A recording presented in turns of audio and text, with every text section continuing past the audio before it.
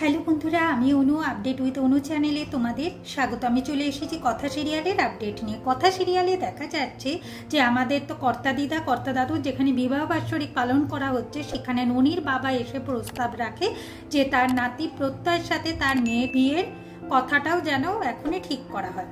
কিন্তু কর্তা দিদা বাধা দেয়, বলে কিনা সেটা পরেও ভাবা যাবে। দিয়ে কর্তা দাদুকে বলে যে না, আমাদের প্রত্যয় দাদু ভাই ঋতুপর্ণাকে ভালোবাসে, তাই ওর সাথে বিয়ের কথা পাকা করলে তো চলবে না।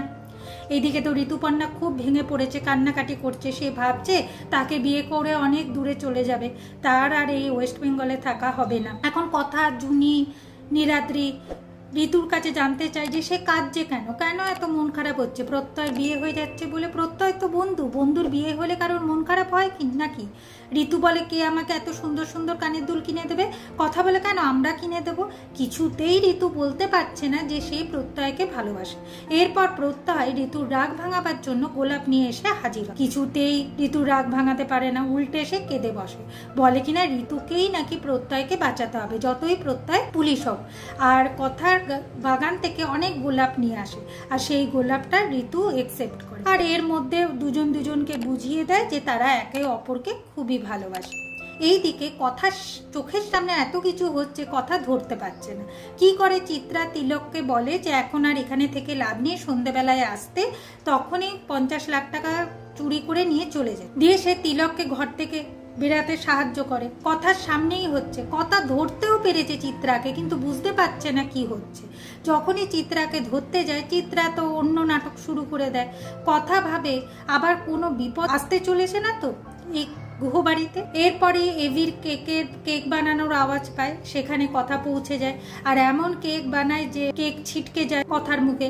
কথা ভাবে তার তো সাজগোজ নষ্ট হয়ে গেল।